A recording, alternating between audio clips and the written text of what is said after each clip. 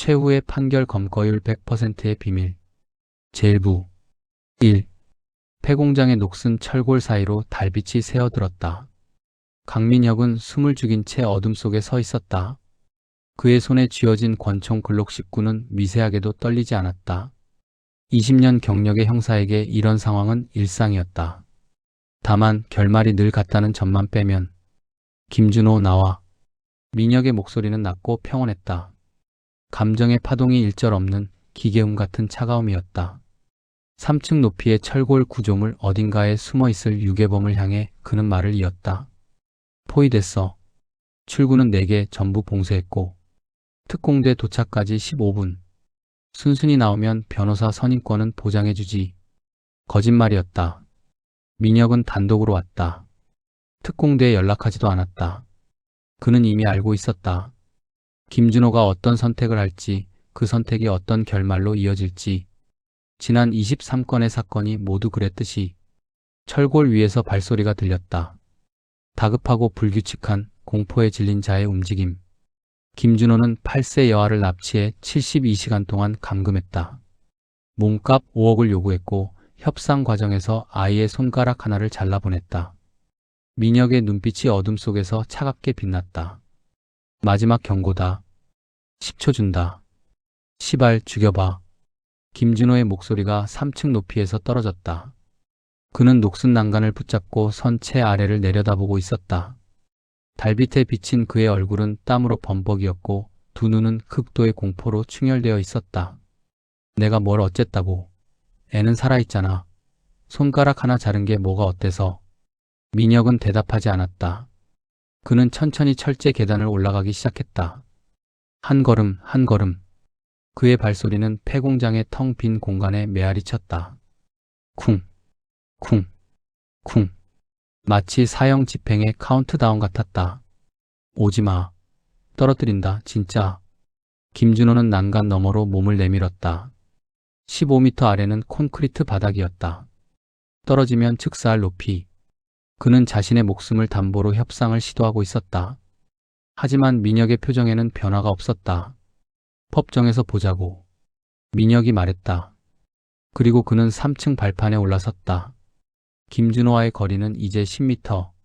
민혁은 권총을 거두고 양손을 들어 보였다. 무장 해제했다. 내려와. 거짓말. 넌 날 죽이려고. 증거는? 민혁의 반문에 김준호는 입을 다물었다. 증거. 그렇다. 강민혁 형사가 누군가를 죽였다는 증거는 단 한 건도 없었다. 23건의 사건, 23명의 용의자, 23건의 사고사. 모두 완벽하게 우연이었다. 추락, 감전, 질식, 교통사고, 익사. 각기 다른 방식이었고 각기 다른 장소였으며 각기 다른 목격자와 물증이 존재했다. 5m만 더 오면 뛴다. 김준호가 난간에 올라섰다. 그의 발끝이 공중에 반쯤 떠 있었다. 민혁은 멈추지 않았다. 4m, 3m, 야, 2m. 김준호의 눈동자가 극도로 확대됐다. 그는 깨달았다. 저 형사는 정말로 멈추지 않을 것이다. 자신이 뛰어내리든 항복하든 상관없이. 시발. 김준호는 뒤로 도약했다. 반대편 철골 구조물로 건너뛰려는 시도였다. 거리는 약 2m. 도약 직후 그의 오른발이 녹슨 철판을 밟았다. 철판이 부러지는 소리가 들렸다. 쾅. 깡그랑. 쿵. 김준호의 몸이 허공에서 회전했다. 그는 반대편 난간을 잡으려 손을 뻗었으나 손가락 끝이 철제 기둥에 스치기만 했다. 그리고 그는 떨어졌다. 15m 아래 튀어나온 철골 구조물에 머리가 먼저 부딪혔다. 두개골이 깨지는 소리는 생각보다 작았다. 민혁은 난간에 기대어 아래를 내려다보았다. 김준호의 몸은 기괴한 각도로 꺾여 있었고 머리에서 흘러나온 혈액이 콘크리트 바닥에 검은 웅덩이를 만들고 있었다. 그는 휴대폰을 꺼내 119에 신고했다. 여기는 강민혁 형사입니다. 사고 발생. 김포시 폐공장 부지. 사망자 1명. 네, 용의자 김준호입니다. 도주 중 추락사로 보입니다. 통화를 끊은 민혁은 담배를 꺼내 입에 물었다. 불을 붙이지는 않았다. 그는 단지 입에 물고 있을 뿐이었다. 10년 전 금연한 이후로도 그는 여전히 담배를 휴대했다. 아래에서 구급차 사이렌 소리가 들려오기 시작했다. 민혁은 주머니에서 작은 사진 한 장을 꺼냈다. 낡고 구겨진 손때가 잔뜩 묻은 사진. 7살 여자아이가 환하게 웃고 있었다. 앞니 2개가 빠진 채로. 수아야. 그는 중얼거렸다. 아빠가 또 한 명 잡았어. 사진 속 아이는 대답하지 않았다. 당연했다. 그 아이는 10년 전에 죽었으니까. 2. 서울강서경찰서 3층 중대범죄수사팀 사무실은 오전 8시가 되자 소음으로 가득 찼다. 형사들은 각자의 책상에 앉아 전화를 받고 서류를 정리하고 블랙커피를 들이켰다. 민혁은 창가 자리에 앉아 보고서를 작성하고 있었다. 사건 번호 2025-강서-1847. 피의자 김준호남 38세. 혐의 유괴, 감금, 상해. 사건 경위 피의자는 2025년 12월 16일 2340경 도주 중 김포시 소재 폐공장에서 추락하여 두부 손상으로 사망함. 현장 감식 결과 녹슨 철판 파손으로 인한 추락사고로 판단됨. 민혁의 타이핑은 정확하고 빨랐다. 감정의 흔적이 없는 기계적인 문장들이 화면을 채워갔다. 그는 현장 사진 12장을 첨부하고 목격자 진술서 없음을 기재하고 감식반 소견서를 스캔해 업로드했다. 완벽했다. 또야? 뒤에서 목소리가 들렸다. 민혁의 파트너 최동식 형사였다. 50대 초반 뱃살이 나온 체구의 만성 피로가 얼굴에 각인된 20년 차 베테랑. 그는 민혁의 어깨 너머로 모니터를 들여다보며 혀를 찼다. 23번째네. 야, 이거 진짜 정상 아니야. 뭐가요? 뭐가긴. 내가 맡은 새끼들은 왜 맨날 죽어? 민혁은 대답하지 않고 엔터 키를 눌렀다. 보고서가 시스템에 업로드됐다. 그는 컴퓨터를 끄고 자리에서 일어섰다. 운이 좋아서요. 운? 23번 연속? 동식은 어이없다는 표정으로 고개를 저었다. 하지만 그는 더 이상 추궁하지 않았다. 그도 알고 있었다. 민혁의 23건 사건은 모두 내사를 받았고 모두 혐의 없음으로 결론 났다는 것을. 증거가 없었다. 의혹만 있을 뿐. 커피 한잔 할래요? 민혁이 물었다. 동식은 한숨을 쉬며 고개를 끄덕였다. 두 사람은 1층 편의점으로 내려갔다. 민혁은 아메리카노 2잔을 뽑아 하나를 동식에게 건넸다. 그들은 경찰서 앞 벤치에 나란히 앉았다. 12월에 찬바람이 불었지만 둘 다 신경 쓰지 않았다. 민혁아. 동식이 커피를 한 모금 마시고 말했다. 너 요즘 잠 잘 자? 네. 거짓말. 눈 밑에 다크서클 보인다. 민혁은 대답하지 않았다. 동식은 계속 말했다. 나도 알아. 내 딸일. 그거 정말 안 됐다고 생각해. 그때 내가 내 담당이었으면 기어코 그 새끼 잡았을 거야. 그럴 필요 없어요. 뭐? 이미 죽었으니까요. 민혁의 목소리는 여전히 평온했다. 동식은 뭔가 말하려다가 입을 다물었다. 그는 알고 있었다. 10년 전 민혁의 딸을 친 뺑소니범이 2년 후 교통사고로 죽었다는 것을. 그리고 그 사고 현장 근처에서 민혁의 차량이 목격됐다는 것을. 하지만 증거는 없었다. 감사실에서 연락 왔다. 동식이 화제를 돌렸다. 뭔데요? 너 조사받는다. 내부 감찰. 민혁의 표정이 미세하게 굳었다. 아주 짧은 순간 1초도 되지 않는. 하지만 동식은 놓치지 않았다. 언제? 내일 오전 10시. 감사관이 직접 온대. 이름은? 윤지수. 여자야. 30대 후반? 소문 들어보니까 꽤 악독하다던데. 서울청에서 부패 형사 17명 잡아낸 게 얘래. 민혁은 커피를 마셨다. 뜨거운 액체가 목구멍을 타고 내려갔지만 그는 아무것도 느끼지 못했다. 그의 머릿속에서는 이미 계산이 시작되고 있었다. 윤지수. 내부 감찰. 23건 재조사. 시간이 없었다. 3. 그날 밤 민혁은 자신의 원룸으로 돌아왔다. 30평 아파트를 처분하고 이사한 지 8년째 되는 곳이었다. 방 하나, 화장실 하나, 부엌도 없는 공간. 침대와 책상 그리고 벽면 하나를 가득 채운 서류 캐비닛만이 전부였다. 그는 캐비닛을 열었다.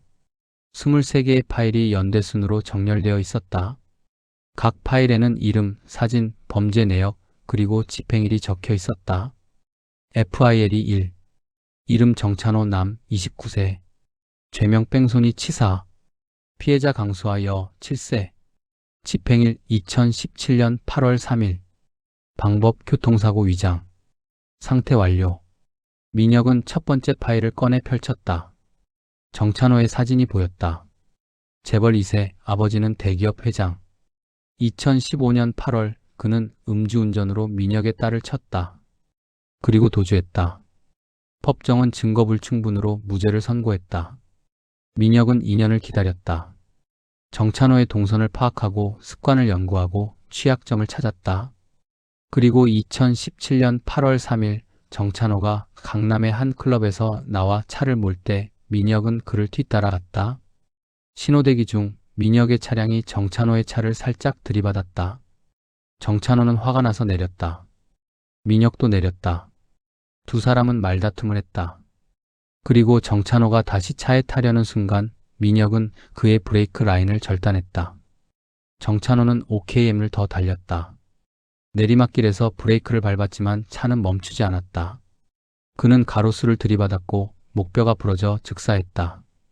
완벽한 사고였다. 민혁은 파일을 덮었다. 그리고 두 번째 파일을 꺼냈다. FIL이 2. 이름 박성민 남 41세. 죄명 아동 성폭행. 피해자 김지은 여 9세. 집행일 2017년 12월 19일. 방법 익사 위장. 상태 완료. 박성민. 초등학교 교사. 3년간 12명의 아동을 성폭행했다. 피해자들은 증언했지만 변호사는 허위 진술을 주장했다. 법원은 증거불충분으로 무죄를 선고했다. 민혁은 박성민을 6개월간 미행했다. 그는 매주 토요일 새벽 한강에서 조깅하는 습관이 있었다. 겨울이었고 새벽 5시면 주변에 사람이 없었다. 2017년 12월 19일 민혁은 박성민의 조깅 코스에 나타났다. 박성민은 민혁을 알아보지 못했다. 민혁은 그를 뒤에서 따라갔고 인적이 드문 교각 아래에서 그의 목을 졸랐다. 박성민은 5분간 저항했다. 그리고 의식을 잃었다. 민혁은 그의 몸을 한강에 던졌다. 사인은 익사. 조깅 중 실족으로 결론 났다. 민혁은 파일들을 하나씩 넘겼다. 살인마, 강간범, 사기꾼, 방화범, 아동학대범, 23명. 모두 법의 심판을 피한 자들이었다. 그리고 모두 민혁의 손에 죽었다. 그는 파일을 캐비닛에 돌려놓고 침대에 누웠다. 천장을 바라보았다. 거기에는 수아의 사진이 붙어 있었다. 7살, 앞니 2개가 빠진 채 웃고 있는 그 사진. 수아야. 민혁은 중얼거렸다. 아빠가 내일 조사받는데. 근데 괜찮아. 증거 없어. 아빠는 완벽하거든. 사진 속 아이는 대답하지 않았다. 민혁은 눈을 감았다. 그리고 그는 꿈을 꾸었다. 늘 같은 꿈. 수아가 횡단보도를 건너고 차가 달려오고 민혁이 소리 지르지만 목소리가 나오지 않는 그 꿈. 그리고 꿈의 마지막에서 수아는 돌아본다. 피로 범벅이 된 얼굴로. 아빠 그만해. 4. 다음날 오전 10시 강서경찰서 3층 회의실. 민혁은 테이블 한쪽에 앉아 있었다. 그의 앞에는 윤지수 감사관이 서류를 펼쳐놓고 있었다. 30대 후반, 단발머리에 뿔테 안경을 쓴 여성. 그녀의 눈빛은 날카로웠다. 마치 수수용 메스처럼. 강민혁 형사. 지수가 말했다. 경력 20년. 검거율 97.3%. 인상적이네요. 감사합니다. 특히 최근 3년간 담당 사건 23건, 검거율 100%는 더욱 인상적이고요. 운이 좋았습니다. 지수는 서류를 한 장 넘겼다. 23건 모두 피의자가 법정에 서지 못했습니다. 사인은 각각 추락사 7건, 교통사고 5건, 익사 3건, 감전사 2건, 질식사 2건, 화재 2건, 등기에 의한 타박사 1건, 중독사 1건. 불운했죠. 피의자들이요? 네. 지수는 안경을 고쳤으며 민혁을 똑바로 쳐다보았다. 강 형사님, 통계학적으로 이런 일이 일어날 확률을 계산해 봤습니다. 23건 연속으로 용의자가 체포 직전 사망할 확률 약 870억 분의 1이더군요. 운이 정말 좋았나 봅니다. 아니면 운이 아니거나 침묵이 흘렀다. 민혁은 표정 변화가 없었다. 지수는 계속 말했다. 첫 번째 케이스부터 볼까요? 2017년 8월 3일 정찬호. 귀하의 딸을 친 뺑소니범이었죠. 민혁의 눈빛이 미세하게 흔들렸다. 0.1초. 하지만 지수는 놓치지 않았다. 정찬호는 2년 전 무죄 판결을 받았습니다. 그리고 정확히 2년 후 브레이크 고장으로 사망했죠. 사고 당일 귀하의 차량이 정찬호의 차량과 접촉사고를 냈다는 목격자 진술이 있습니다. 접촉사고는 맞습니다. 신고도 했고요. 그게 뭐? 그 후 정찬호의 브레이크 라인이 절단됐습니다. 경찰 조사 결과는? 지수는 또 다른 서류를 꺼냈다. 노후화에 의한 자연 파손. 증거불충분. 그럼 문제 없네요. 23건 모두 그렇더군요. 증거불충분. 우연. 사고. 지수는 서류를 덮고 몸을 앞으로 기울였다. 강민혁 형사. 당신은 살인자입니까? 민혁은 1초간 침묵했다. 그리고 대답했다. 아닙니다. 증명할 수 있습니까? 할 수 없는 것을 증명하라고요? 그럼 반대로 물어보죠. 당신이 살인자가 아니라는 걸 증명할 수 없다면 나는 당신을 의심할 권리가 있습니다. 민혁은 미소 지었다. 감정 없는 입꼬리만 올라간 형식적인 미소. 의심은 자유입니다. 하지만 증거 없는 의심은 그냥 편견이죠. 지수는 대답하지 않았다. 그녀는 서류를 정리하며 일어섰다. 조사는 계속됩니다. 23건 전부 재검토할 겁니다. 그리고 강 형사님. 그녀는 문 앞에서 돌아보았다. 당신이 다음 사고를 만들기 전에 증거를 찾아내겠습니다. 문이 닫혔다. 민혁은 혼자 남았다. 그는 테이블에 놓인 물컵을 들어 물을 마셨다. 손은 떨리지 않았다. 심장 박동도 정상이었다. 하지만 그의 머릿속에서는 경보음이 울리고 있었다. 윤지수는 위험했다. 5. 같은 시각 서울 강동구의 한 다세대 주택. 불이 났다. 1층 전체가 화염에 휩싸였고 검은 연기가 하늘로 치솟았다. 소방차 3대가 출동했고 소방관들이 호스를 끌고 건물로 진입했다. 15분 후 불은 진압됐다. 그리고 1층 안방에서 시신 3구가 발견됐다. 부부와 그들의 딸, 모두 일산화탄소 중독사.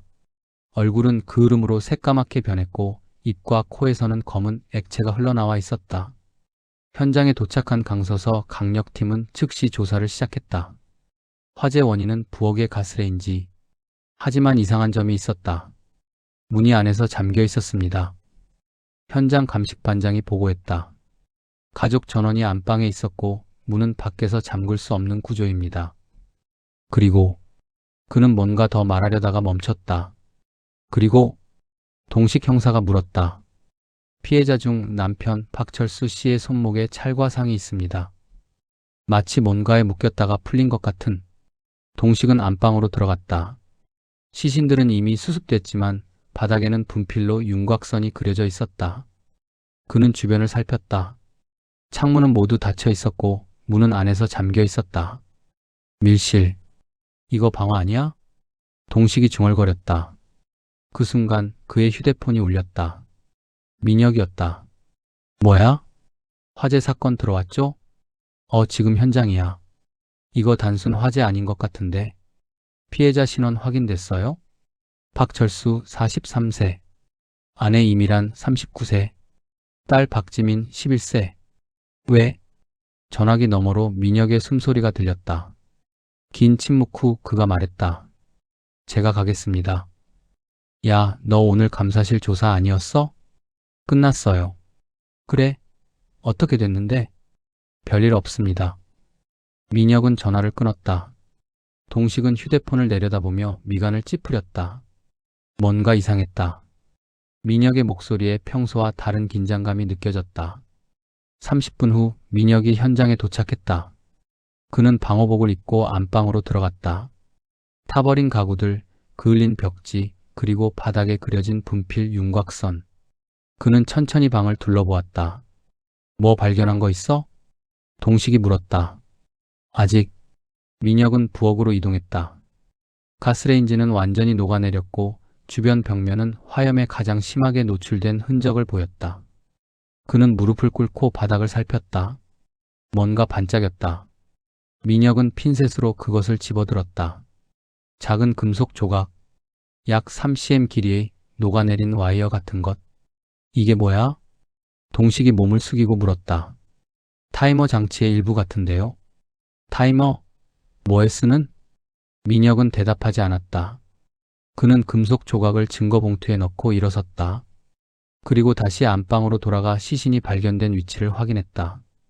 박철수 마이너스 문 앞, 이미란 마이너스 침대 위, 박지민 마이너스 화장실 입구. 가족이 함께 죽었는데 위치가 이상해요. 민혁이 말했다. 뭐가? 보통 화재 시 가족은 함께 대피하려 하죠. 그런데 세 사람 모두 다른 위치에서 죽었어요. 마치 따로따로 움직이다가 죽은 것처럼. 동식은 고개를 가웃거렸다. 민혁의 말이 맞았다. 화재 시 가족은 본능적으로 뭉치려 한다. 특히 어린 자녀가 있다면. 하지만 이 집의 가족들은 왜인지 뿔뿔이 흩어져 있었다. 그럼 이거 살인이야? 가능성 있습니다. 민혁은 현장을 나섰다. 동식이 따라왔다. 건물 밖에는 이미 노란 폴리스 라인이 쳐져 있었고 구경꾼들이 모여들고 있었다. 범인 프로파일 세워야겠네. 동식이 말했다. 일단 피해자 주변 인물 조사부터 하죠. 민혁이 대답했다.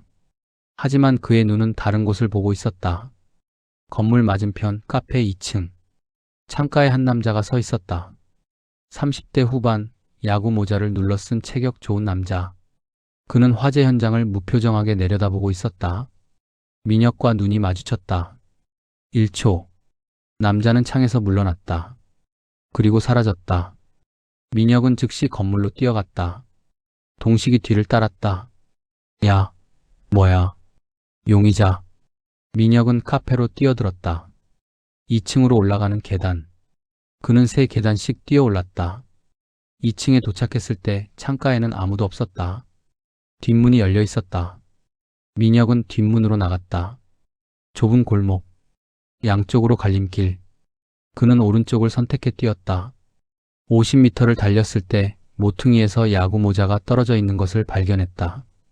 그는 모자를 집어들었다. 내부에 이름표가 있었다. 박준식. 민혁은 모자를 쥔 채 하늘을 올려다보았다. 그의 입에서 작은 한숨이 새어나왔다. 시작됐구나. 6. 그날 밤 강서경찰서 회의실. 민혁과 동식 그리고 팀원 5명이 모여 사건 브리핑을 진행했다. 화이트보드에는 피해자 3명의 사진과 현장 사진들이 붙어 있었다. 피해자 박철수는 중학교 교사였습니다. 막내 형사 김주영이 보고했다. 재직 중인 학교는 강동구 소재중학교. 동료 교사들 진술에 따르면 평범하고 성실한 사람이었다고 합니다. 특이사항 없고요. 아내는? 동식이 물었다. 이미란 주부. 결혼 전에는 은행원이었는데 출산 후 퇴사했습니다. 역시 특이사항 없어요. 딸은? 박지민 11세. 초등학교 5학년. 성적 우수, 교우관계 원만. 평범한 아이였습니다. 동식은 팔짱을 끼고 화이트보드를 노려보았다. 평범한 가족이 왜 살해당한 거야? 확정은 아닙니다. 민혁이 끼어들었다. 아직 감식 결과 안 나왔어요. 야, 그래도 타이머 장치의 밀실 상황이면 거의 확정 아니야? 가능성이 높다는 거지 확정은 아니죠. 민혁은 증거봉투에 든 금속 조각을 꺼내 테이블에 올려놓았다. 이거 국과수 보냈어요. 내일 결과 나옵니다. 그래? 그럼 내일 보자고. 동식이 하품을 하며 일어섰다. 다른 팀원들도 하나둘 자리를 떴다. 회의실에는 민혁만 남았다. 그는 화이트보드에 붙은 박철수의 사진을 응시했다. 43세, 평범한 인상의 중년 남성. 그리고 그의 옆에 붙은 딸 박지민의 사진. 11세 환하게 웃고 있는 여자아이. 민혁의 손이 주머니로 향했다. 그리고 그는 자신의 딸 수아의 사진을 꺼냈다. 역시 11세. 아니 7세였다. 수아는 7세에 죽었다. 왜 죽었을까? 민혁은 중얼거렸다. 박지민은 왜 죽어야 했을까? 11살인데. 대답은 없었다. 민혁은 사진을 도로 주머니에 넣고 회의실을 나섰다. 복도는 어두웠다. 야간 근무조만 남아있는 시간이었다. 그는 자신의 자리로 돌아가 컴퓨터를 켰다. 검색창에 박준식을 입력했다. 결과가 떴다. 박준식 남 38세. 주소 서울시 강동구동 해시태그. 직업 무직. 전과 폭행 2회, 재물손괴 1회, 주거침입 1회. 민혁은 박준식의 사진을 클릭했다. 야구 모자를 쓴 그 남자가 맞았다. 그는 박준식의 주소를 메모하고 컴퓨터를 껐다. 시계를 보니 밤 11시였다. 민혁은 자리에서 일어나 주차장으로 향했다. 그의 차는 구석진 곳에 주차되어 있었다. 10년 된 소나타 흰색. 그는 차에 타서 시동을 걸었다. 그리고 박준식의 주소지로 향했다. 7. 강동구 동의 다세대 주택. 박준식의 집은 3층이었다. 민혁은 차에서 내려 건물을 올려다보았다. 3층 창문에 불이 꺼져 있었다. 그는 건물로 들어가 계단을 올라갔다. 복도는 좁고 어두웠다. 형광등이 깜빡거렸다. 301호. 민혁은 문 앞에 섰다. 그리고 노크했다. 똑똑똑. 대답이 없었다. 똑똑똑. 여전히 대답이 없었다. 민혁은 손잡이를 잡아당겼다. 잠겨 있었다. 그는 주머니에서 락픽 세트를 꺼냈다. 찰칵. 10초 만에 문이 열렸다. 민혁은 안으로 들어갔다. 원룸 구조. 부엌, 화장실, 그리고 방 하나. 그는 조심스럽게 방을 둘러보았다. 침대는 어질러져 있었고 책상 위에는 컵라면 용기들이 쌓여 있었다. 벽면에 뭔가 붙어 있었다. 민혁은 가까이 다가갔다. 사진들이었다. 박철수의 사진, 이미란의 사진, 박지민의 사진, 그리고 그들의 집 사진, 학교 사진, 출퇴근 동선 사진. 스토킹. 민혁은 사진들을 살폈다. 각 사진마다 날짜가 적혀 있었다. 3개월 전부터 시작된 기록들. 그리고 가장 최근 사진 옆에 붉은 펜으로 쓰인 글씨. 12월 18일. 집행. 오늘이 12월 19일이었다. 민혁은 사진을 떼어내려다가 멈췄다. 뭔가 이상했다. 그는 다시 사진들을 자세히 들여다보았다. 박철수의 사진 중 하나에 동그라미가 쳐져 있었다. 그리고 옆에 작은 글씨. 내가 한 짓을 기억하나? 민혁의 미간이 좁혀졌다. 그는 다른 사진들도 확인했다. 여러 사진에 메모가 적혀 있었다. 3년 전 체육관. 내 때문에 내 동생이. 복수. 민혁은 천천히 고개를 끄덕였다. 그는 이해했다. 박준식은 복수를 위해 박철수 가족을 죽인 것이었다. 3년 전 체육관에서 무슨 일이 있었던 것이다. 동생. 민혁은 중얼거렸다. 그리고 그는 박준식의 가족 관계를 떠올렸다. 데이터베이스에서 본 정보. 박준식에게는 남동생이 한 명 있었다. 박태식 남 35세. 민혁은 휴대폰을 꺼내 박태식을 검색했다. 결과가 떴다. 박태식 남 35세. 사망일 2022년 3월 15일. 4인 자살 투신. 특이사항 사망 2주 전 폭행 피해 신고. 가해자 박철수 교사로 추정되나 증거불충분으로 불기소 처분. 민혁은 휴대폰을 내려놓았다. 이제 그림이 완성됐다. 3년 전 박태식은 박철수에게 폭행당했다. 아마 학교 폭력 관련 문제였을 것이다. 박태식은 신고했지만 증거불충분으로 박철수는 처벌받지 않았다. 그리고 2주 후 박태식은 스스로 목숨을 끊었다. 박준식은 동생의 복수를 위해 박철수를 죽인 것이었다. 그리고 그의 가족까지. 법이 하지 않으니까. 민혁은 중얼거렸다. 직접 한 거야.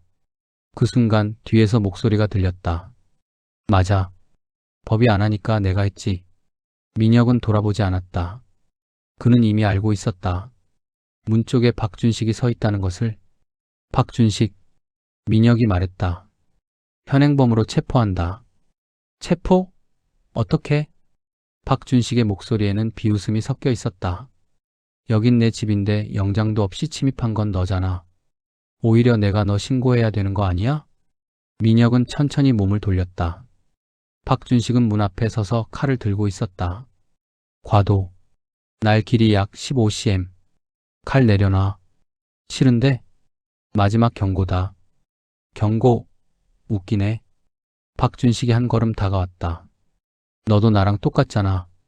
민혁은 미동도 하지 않았다. 무슨 소리야? 강민혁 형사님. 검거율 100%. 근데 피의자는 맨날 죽지. 우연이야? 아니면? 박준식이 피식 웃었다. 너도 직접 죽인 거야? 민혁의 표정이 굳었다. 박준식은 계속 말했다. 나도 알아. 뉴스 봤거든.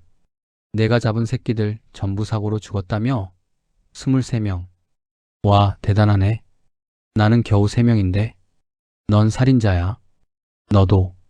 침묵이 흘렀다. 두 남자는 서로를 노려보았다. 그리고 박준식이 먼저 움직였다. 칼을 들고 돌진했다. 민혁은 옆으로 피했다. 박준식의 칼이 허공을 갈랐다. 민혁은 박준식의 손목을 잡고 비틀었다. 뼈가 부러지는 소리. 박준식이 비명을 질렀다. 으악. 칼이 바닥에 떨어졌다.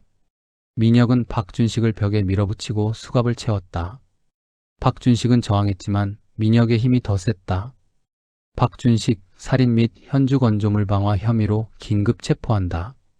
민혁이 말했다. 미란다 원칙 들어봤지? 박준식은 대답하지 않았다. 그는 어깨에 얼굴을 묻은 채 흐느끼기 시작했다. 내 동생. 내 동생은 왜 안 잡아줬어? 법이 증거를 찾지 못했으니까. 그럼 동생은 개죽음이야? 억울하게 맞아 죽었는데 자살이었어. 맞아 죽었다고. 박준식이 소리쳤다. 그 새끼가 매일 때렸어. 학교에서, 애들 앞에서. 근데 증거가 없다고? 목격자가 없다고? 다들 무서워서 입 다문 거잖아. 민혁은 대답하지 않았다. 그는 박준식을 끌고 밖으로 나갔다. 복도에는 이웃들이 문을 열고 내다보고 있었다. 민혁은 그들을 무시하고 계단을 내려갔다. 박준식은 계속 울고 있었다. 너도 알잖아. 법이 쓸모없다는 거. 민혁의 발걸음이 멈췄다. 너도 복수했잖아. 내 딸 죽인 놈. 내가 죽였지? 민혁은 돌아보지 않았다. 그는 다시 걷기 시작했다. 난 안 죽였어. 거짓말. 그는 사고로 죽었어. 사고? 개소리. 너도 나랑 똑같아.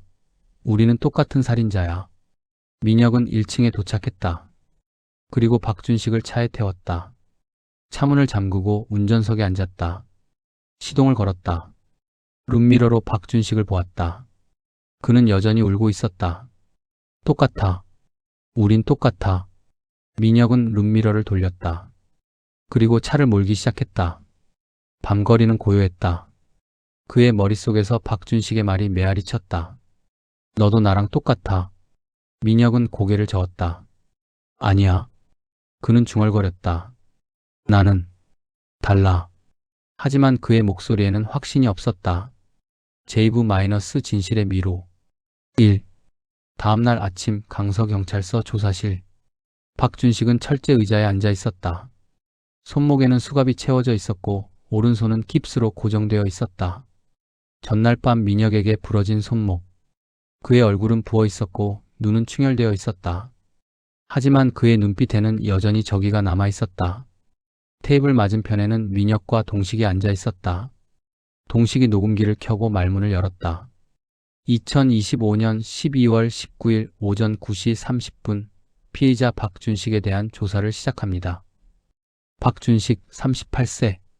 혐의는 살인 3건 및 현주 건조물 방화. 박준식은 대답하지 않았다. 그는 테이블을 내려다보고 있었다. 12월 18일 밤 11시경 당신은 피해자 박철수의 집에 침입해 가족 3명을 살해하고 방화했습니다. 맞습니까? 침묵. 동식은 서류를 넘기며 계속 물었다. 당신의 집에서 발견된 사진들, 동선 기록, 그리고 집행이라는 메모. 이게 다 증거입니다. 부인할 겁니까? 박준식은 천천히 고개를 들었다. 그리고 민혁을 똑바로 쳐다보았다.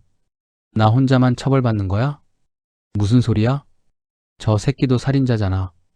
박준식이 민혁을 가리켰다. 쟤도 조사해. 23명 죽였어. 나보다 더 많이. 동식은 민혁을 힐끗 보았다. 민혁은 무표정했다. 동식이 박준식에게 말했다. 지금 내 얘기하는 거야. 강 형사 얘기 아니고. 왜? 둘 다 살인자인데? 강 형사는 범인을 체포하다가 용의자들이 사고로 죽은 거야. 사고? 박준식이 비웃었다. 23번 연속 사고? 그게 말이 돼? 동식은 더 이상 대꾸하지 않았다. 그는 사진 한 장을 테이블에 올려놓았다. 박태식의 사진이었다. 내 동생 박태식. 3년 전 자살했죠. 박준식의 표정이 굳었다. 자살 아니야. 살해당한 거야. 증거는? 박철수가 때렸어. 매일. 3개월 동안. 목격자는? 없어. 물증은? 없어. 동식은 고개를 저었다. 증거 없으면 범죄가 아니야. 개소리. 박준식이 테이블을 쾅 쳤다. 수갑이 달그락거렸다. 내 동생이 거짓말할 이유가 없어. 제가 때렸다고 했어. 근데 경찰은 뭐 했어? 증거 없다고 덮었잖아. 그래서 내가 직접 복수한 거야? 맞아. 박준식이 고개를 끄덕였다. 나는 후회 안 해. 그 새끼 죽어 마땅해. 그의 아내와 딸은? 침묵. 박준식의 입술이 떨렸다. 동식이 다른 사진을 올려놓았다. 박지민의 사진. 11세 소녀가 환하게 웃고 있었다. 이 애는 왜 죽였어? 11살이야. 내 동생 죽음이랑 무슨 상관이야? 박준식은 대답하지 않았다. 그의 눈에서 눈물이 흘러내렸다. 몰랐어. 뭐? 애가 있는 줄 몰랐어. 박준식의 목소리가 떨렸다. 난 그냥 박철수만 죽이려고. 근데 불을 지르고 나니까 안방에서 비명소리가. 그때 알았어. 가족이 있다는 걸. 그래서 도망쳤어. 동식은 펜을 내려놓고 한숨을 쉬었다. 넌 살인자야. 박준식. 3명을 죽였어. 그중 1명은 11살 아이고. 나도 알아. 박준식이 흐느꼈다. 나도 알아. 나 미쳤어. 근데 법이 내 동생을 지켜줬으면 이런 일 없었을 거 아니야. 민혁이 처음으로 입을 열었다. 법을 탓하지 마. 박준식이 고개를 들었다. 내가 선택한 거야. 복수를, 살인을, 내 손으로. 너도 그랬잖아. 나는 안 했어. 거짓말. 박준식이 소리쳤다. 너도 복수했어. 내 딸 죽인 놈. 정찬호. 넌 그 새끼 죽였잖아. 민혁의 눈빛이 차갑게 가라앉았다. 증거 있어? 없어. 근데 나는 알아. 넌 살인자야. 나랑 똑같은. 아니야. 민혁이 일어섰다. 나는 형사야.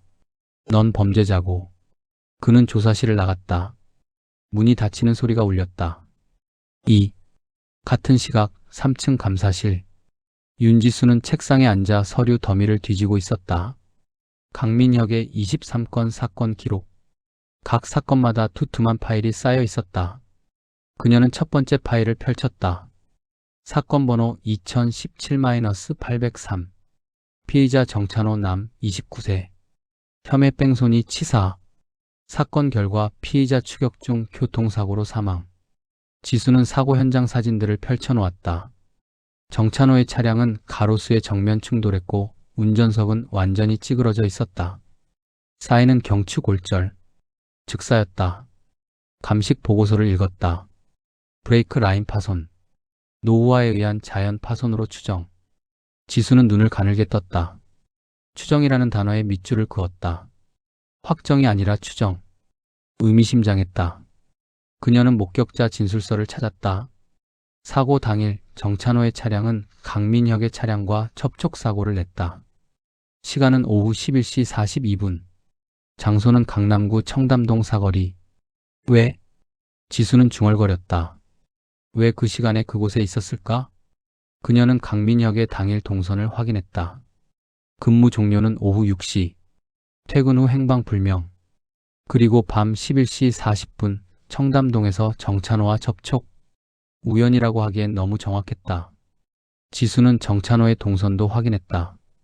그는 클럽 오로라에서 오후 10시부터 밤 11시 30분까지 있었다. CCTV에도 찍혔다. 그리고 11시 35분 주차장에서 차를 몰고 나왔다. 7분 후 민혁의 차와 접촉. 미행했구나. 지수는 확신했다. 강민혁은 정찬호를 미행했고 의도적으로 접촉 사고를 유발했다. 그 이유는 브레이크 라인. 그녀는 두 번째 파일을 꺼냈다. 사건 번호 2017-1219. 피의자 박성민 남 41세. 혐의 아동 성폭행. 사건 결과 피의자 도주 중 한강 익사. 사고 보고서. 피의자는 새벽 조깅 중 한강 교각 아래에서 실족, 익사로 추정. 목격자 없음. 목격자 없음. 또 그 단어. 지수는 박성민의 조깅 습관을 조사했다. 매주 토요일 새벽 5시 한강 둔치. 3년간 빠짐없이. 그리고 사망 당일 주변 CCTV 기록을 확인했다. 교각에서 500m 떨어진 편의점 CCTV. 새벽 4시 52분 한 남자가 편의점에서 나가는 모습. 얼굴은 마스크와 모자로 가려져 있었지만 체격과 걸음걸이가 강민혁과 일치했다. 지수는 숨을 들이마셨다. 심장이 빠르게 뛰었다. 흥분이 아니라 확신. 그녀는 살인자를 추적하고 있었다. 세 번째 파일, 네 번째 파일, 다섯 번째. 패턴이 보이기 시작했다. 모든 사건에서 강민혁은 피의자의 습관을 파악하고 있었다. 동선, 시간, 장소. 그리고 그는 항상 우연히 그곳에 있었다. 목격자 없는 장소에서, 증거 없는 시간에. 23건. 23번의 완벽한 살인. 지수는 파일들을 쌓아놓고 의자에 기댔다. 머리가 복잡했다. 법적으로 강민혁을 입증할 증거는 없었다. 정황만 있을 뿐. 하지만 그녀는 알고 있었다. 강민혁은 살인자였다. 어떻게 잡지? 그녀는 중얼거렸다. 그 순간 문이 열렸다. 강민혁이 들어왔다. 감사관님. 민혁이 말했다. 통화 가능하십니까? 지수는 파일들을 재빨리 덮었다. 그리고 차분하게 대답했다. 무슨 일이세요? 박준식 사건 관련해서 보고 드릴 게 있습니다. 앉으세요. 민혁은 의자에 앉았다. 그의 시선이 책상 위의 파일들을 훑었다. 지수는 그것을 놓치지 않았다. 민혁도 알고 있었다. 자신이 조사받고 있다는 것을. 박준식이 자백했습니다. 민혁이 말했다. 3명 살해, 방화 전부 인정했어요. 동기는? 복수. 피해자 박철수가 3년 전 박준식의 동생을 폭행했다고 주장합니다. 동생은 그 후 자살했고 증거는? 없습니다. 동생의 일방적 주장뿐이죠. 지수는 고개를 끄덕였다. 그래서 법이 박철수를 처벌하지 않았고 박준식이 직접 복수한 거군요. 네. 강 형사님은 어떻게 생각하세요? 민혁은 잠시 침묵했다. 그리고 대답했다. 복수는 정의가 아닙니다. 그럼 정의는 뭐죠? 법의 심판. 지수는 미소 지었다. 차갑고 날카로운 미소. 법이 심판하지 않으면요? 그럼. 민혁이 말을 멈췄다. 지수가 계속 물었다. 그럼 어떻게 하죠? 강 형사님? 침묵이 흘렀다. 두 사람은 서로를 응시했다. 눈빛의 대결. 질문과 추궁, 방어와 회피. 민혁이 먼저 일어섰다. 보고 끝났습니다. 잠깐만요. 지수가 불렀다. 민혁은 문 앞에서 멈췄다. 정찬호. 기억하시죠? 민혁의 등이 미세하게 굳었다. 누구죠? 10년 전 강 형사님의 딸을 친 뺑소니범. 2년 후 교통사고로 사망했죠. 브레이크 라인 파손으로. 민혁은 대답하지 않았다. 사고 당일 강 형사님의 차량이 정찬호의 차와 접촉했다는 기록이 있습니다. 우연일까요? 우연이죠. 23번 연속 우연? 민혁은 천천히 돌아섰다.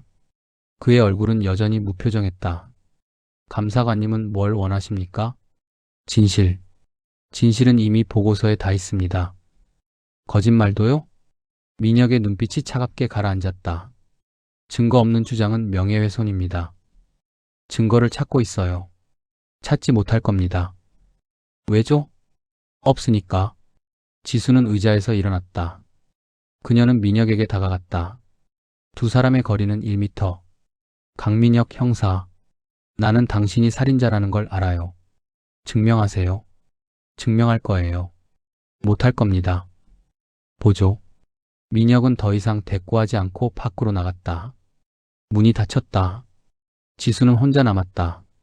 그녀는 책상으로 돌아가 파일을 다시 펼쳤다. 그리고 노트에 한 줄을 적었다. 강민혁 살인자. 증거 필요. 다음 사고 전에 막아야 함. 3. 오후 2시 강서경찰서 주차장. 민혁은 차에 앉아 담배를 입에 물고 있었다. 불은 붙이지 않았다. 그는 단지 물고만 있을 뿐. 그의 눈은 허공을 응시하고 있었다. 윤지수. 위험했다. 그녀는 너무 가까이 다가오고 있었다. 23건의 사고를 모두 조사하고 있었고 패턴을 찾고 있었다. 시간 문제였다. 언젠가 그녀는 결정적 증거를 찾을 것이었다. 그럼 어떻게 해야 하나? 민혁의 머릿속에서 여러 시나리오가 돌아갔다. 윤지수를 제거한다? 불가능. 그녀는 경찰 내부 인물이고 실종되면 즉시 의심받는다. 증거를 인멸한다? 이미 늦었다. 23건의 기록은 데이터베이스에 모두 저장되어 있다. 자수한다? 민혁은 고개를 저었다. 자수는 곧 수아에 대한 배신이었다. 그는 수아를 위해 23명을 죽였다. 아니, 정확히는 수아 같은 피해자들을 위해, 법이 지키지 못한 자들을 위해. 그럼 도주? 민혁은 차 시동을 걸었다. 그리고 경찰서를 빠져나갔다. 목적지는 없었다. 그는 그냥 운전하고 있을 뿐이었다. 서울 시내를 빠져나가 고속도로로 접어들었다. 속도를 높였다. 120km, 140km, 160km. 사이렌 소리가 들렸다. 룸미러에 순찰차가 보였다. 민혁은 속도를 줄였다. 갓길에 차를 세웠다. 순찰차도 뒤에 섰다. 경찰관이 다가왔다. 젊은 순경이었다. 면허증과 차량 등록증 보여주세요. 민혁은 지갑을 꺼내 경찰 신분증을 보여주었다. 순경의 표정이 굳었다. 아, 형사님이시군요. 급한 사건이 있어서요. 사이렌은 왜 안 켰습니까? 깜빡했습니다. 순경은 뭔가 의심스러운 표정이었지만 더 이상 묻지 않았다. 조심히 가십시오. 감사합니다. 순경이 돌아갔다. 민혁은 다시 시동을 걸었다. 하지만 출발하지 않았다. 그는 핸들에 이마를 기댔다. 수아야. 그는 중얼거렸다. 아빠 어떻게 해야 돼? 대답은 없었다. 주머니에서 수아의 사진을 꺼냈다. 7세, 앞니 2개 빠진 채 웃고 있는 그 얼굴. 민혁의 눈에서 눈물이 흘러내렸다. 처음이었다. 10년 만에 처음으로 우는 것이었다. 그는 사진을 가슴에 안고 흐느꼈다. 소리 없이 조용히. 미안해. 미안해. 그가 누구에게 사과하는 것인지는 불분명했다. 수아에게? 23명의 죽은 자들에게? 아니면 자기 자신에게? 30분 후 민혁은 눈물을 닦고 다시 운전을 시작했다. 목적지는 집, 그의 원룸. 그는 더 이상 도주를 생각하지 않았다. 도망칠 수 없었다. 이미 너무 깊이 왔다. 4. 밤 10시 민혁의 원룸. 그는 캐비닛을 열고 23개의 파일을 꺼냈다. 테이블에 차례로 펼쳐놓았다. 23명의 얼굴이 그를 올려다보고 있었다. 정찬호, 박성민, 김대호, 이준석, 최민수. 23개의 이름, 23개의 죄, 23번의 심판. 민혁은 파일들을 하나씩 읽기 시작했다. 처음부터 각 사건의 경위, 범죄 내역, 피해자 정보, 그리고 집행 기록.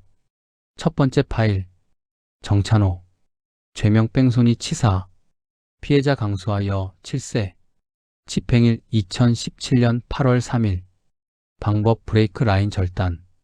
민혁은 당시를 떠올렸다. 정찬호를 6개월간 미행했다. 그의 습관, 동선, 약점을 모두 파악했다. 그리고 그날 밤 클럽 앞 주차장에서 차를 세워두고 기다렸다. 정찬호가 나왔다. 술에 취해 비틀거렸다. 차에 탔다. 시동을 걸었다. 민혁은 그의 뒤를 따라갔다. 그리고 신호대기 중 정찬호의 차를 살짝 들이받았다. 정찬호는 화가 나서 내렸다. 뭐야, 임마. 민혁도 내렸다. 사과했다. 보험 처리하겠다고 했다. 정찬호는 차량 손상을 확인하러 뒤로 돌아갔다. 그 순간 민혁은 차 밑으로 기어들어가 브레이크 라인을 절단했다. 5초. 숙련된 동작이었다.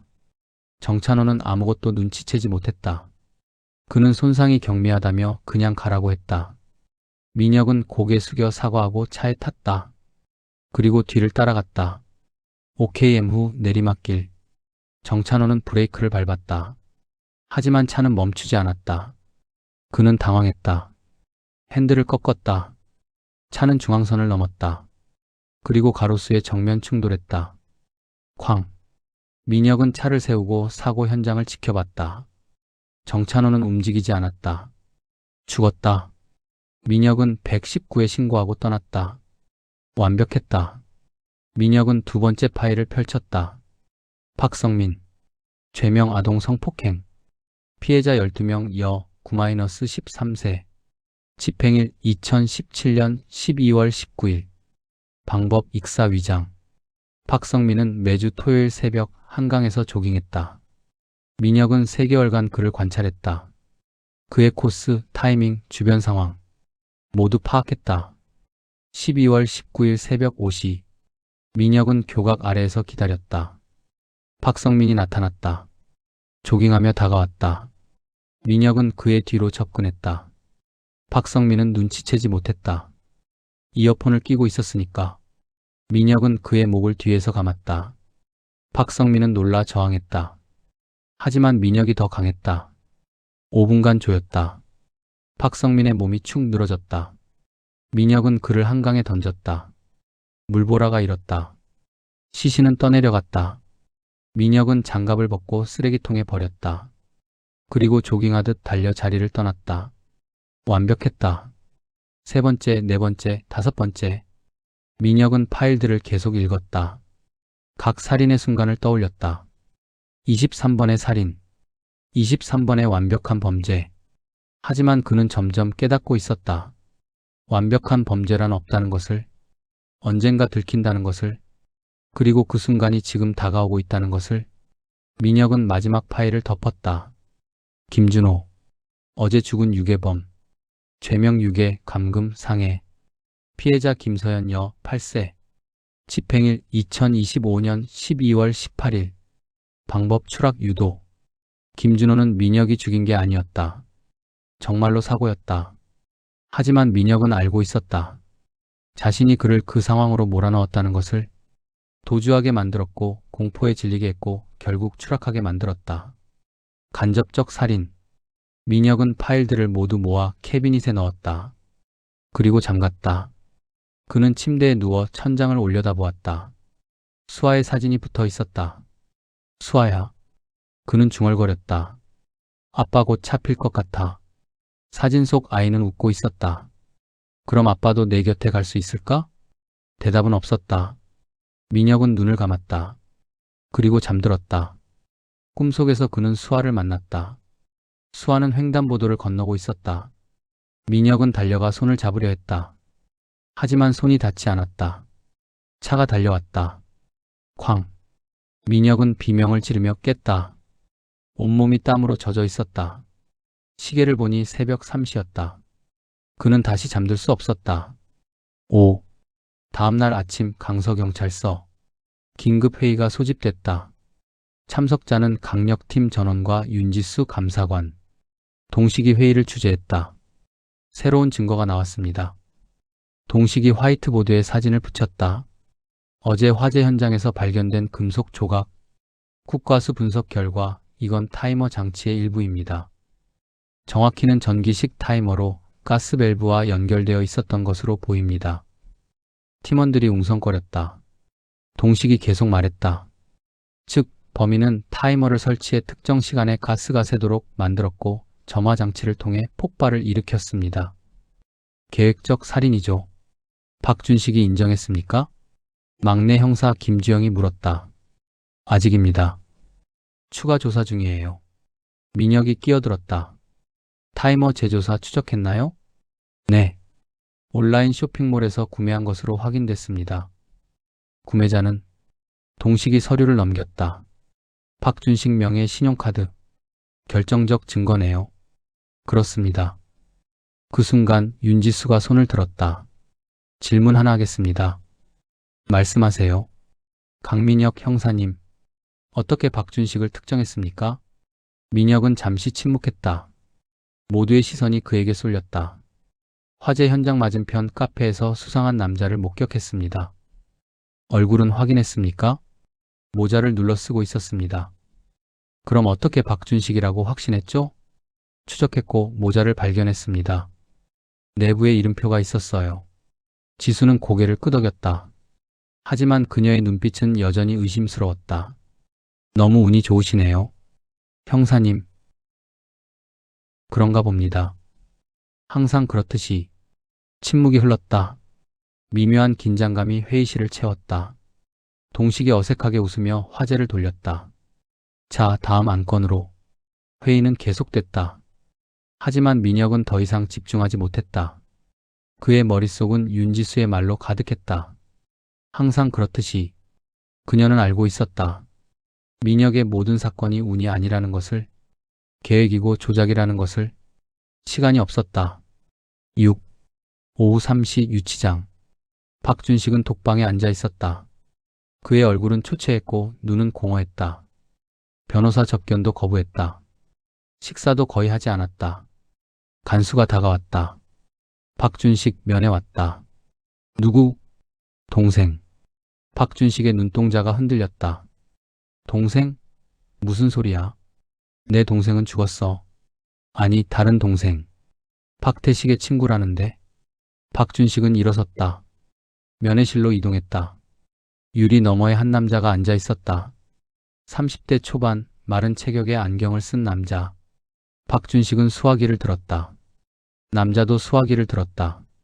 누구십니까? 저는 정민호라고 합니다. 박태식의 대학 동기였어요. 태식이 친구? 네. 태식이가 죽기 전에 많은 얘기를 했어요. 박철수에게 당한 일들. 박준식의 눈에서 눈물이 흘렀다. 그래요. 태식이가 얼마나 힘들어했는지 알고 있습니다. 정민호가 말했다. 그래서 왔어요. 도와드리려고. 뭘? 변호사 선임했습니다. 제가 태식이를 위해서. 박준식은 고개를 저었다. 필요 없어요. 나 어차피 죽을 건데. 아닙니다. 살아야 해요. 왜요? 정민호는 잠시 침묵했다. 그리고 조용히 말했다. 강민혁. 박준식의 몸이 굳었다. 그 형사. 당신이 말한 그 형사. 23명을 죽였다는. 알아요? 조사했습니다. 당신 말이 맞아요. 강민혁은 살인자예요. 박준식은 숨을 들이마셨다. 그래서요? 증명해야 합니다. 당신이. 어떻게? 정민호는 가방에서 서류 뭉치를 꺼냈다. 유리창에 펼쳐 보였다. 이게 강민혁의 23건 사건 기록이에요. 제가 입수했습니다. 패턴이 있어요. 모든 사건에서 그는 피의자를 미리 알고 있었고 미행했고 사고를 유도했어요. 박준식은 서류를 응시했다. 이걸로 증명할 수 있어요? 당신의 증언이 필요합니다. 내 증언? 네. 당신은 그와 대면했잖아요. 그가 뭐라고 했는지, 어떻게 행동했는지, 그의 살인 패턴을 증언해 주세요. 박준식은 고개를 숙였다. 긴 침묵 후 그가 말했다. 증언하면 강민혁을 잡을 수 있어요? 가능성이 있습니다. 좋아요. 할게요. 정민호는 미소 지었다. 고맙습니다. 근데 박준식이 물었다. 왜 이러시는 거예요? 태식이 친구라지만 여기까지 할 이유가. 정민호의 미소가 사라졌다. 그는 안경을 벗었다. 그의 눈에는 깊은 슬픔이 담겨 있었다. 제 동생도 비슷한 일을 당했어요. 5년 전에. 동생? 학교 폭력, 가해자는 무죄 판결받았어요. 증거불충분으로. 그리고 제 동생은 정민호의 목소리가 떨렸다. 스스로 목숨을 끊었어요. 박준식은 아무 말도 할 수 없었다. 그래서 저도 압니다. 당신의 마음, 법이 얼마나 무력한지, 정의가 얼마나 먼지. 정민호는 안경을 다시 썼다. 하지만 복수는 답이 아니에요. 박준식 씨, 우리가 해야 할 건 법을 고치는 거예요. 강민혁 같은 살인자를 막는 거예요. 박준식은 고개를 끄덕였다. 알겠습니다. 도와드릴게요. 감사합니다. 면회는 끝났다. 박준식은 독방으로 돌아갔다. 정민호는 경찰서를 나섰다. 주차장에서 그는 휴대폰을 꺼냈다. 그리고 한 번호로 전화를 걸었다. 네, 저예요. 수화기 너머로 목소리가 들렸다. 여자의 목소리. 확보했습니까? 네. 박준식이 증언하기로 했어요. 좋아요. 이제 강민혁을 압박할 수 있겠네요. 윤지수 감사관님? 네. 정말 강민혁을 잡을 수 있을까요? 윤지수의 목소리는 단호했다. 잡을 거예요. 반드시. 전화가 끊겼다. 정민호는 휴대폰을 주머니에 넣고 차에 탔다. 그리고 시동을 걸었다. 하지만 그는 출발하지 않았다. 그는 룸미러를 통해 경찰서를 바라보았다. 3층 창문에 한 남자가 서 있었다. 강민혁이었다. 두 사람의 눈이 마주쳤다. 1초. 민혁은 창에서 물러났다. 정민호는 차를 몰고 떠났다. 7. 밤 9시 민혁의 원룸. 그는 창가에 서서 밖을 내려다보고 있었다. 거리는 한산했다. 가로등 불빛이 도로를 비추고 있었다. 휴대폰이 울렸다. 동식이었다. 야, 지금 어디야? 집. 혼자? 응. 괜찮아? 민혁은 대답하지 않았다. 동식이 계속 말했다. 야, 솔직히 말해. 너 요즘 이상해. 감사관한테 찍혔고 박준식은 내가 살인자라고 떠들고. 괜찮은 거 맞아? 괜찮아. 거짓말. 목소리 들으면 알아. 민혁은 한숨을 쉬었다. 형, 내가 질문 하나 해도 돼? 뭔데? 형은 복수가 정당하다고 생각해? 동식은 잠시 침묵했다. 왜 갑자기 그런 걸 물어? 그냥. 글쎄, 난 잘 모르겠어. 근데 한 가지는 확실해. 뭔데? 복수는 끝이 없어. 한 번 시작하면 멈출 수 없지. 복수가 또 복수를 낳고 그렇게 계속. 민혁은 전화를 끊었다. 동식의 말이 맞았다. 복수는 끝이 없었다.